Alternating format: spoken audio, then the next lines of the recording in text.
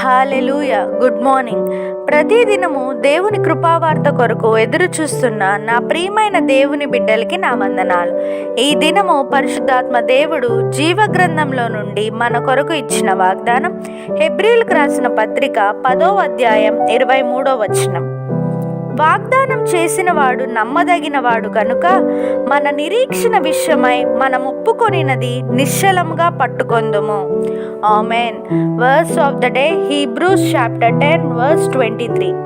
Let us hold fast the confession of our hope without wavering, for he who promised is faithful. Amen. ప్రభు యొక్క కృపా సమాధానాలు మీకు మీ కుటుంబానికి ఎల్లప్పుడూ తోడయుండునుగాక. ఈ వాగ్దానం విన్న మీ అందరినీ శాశ్వతమైన ప్రేమతో ప్రభు ప్రేమించునుగాక. May God bless you and wipe away every tear from your face. Amen.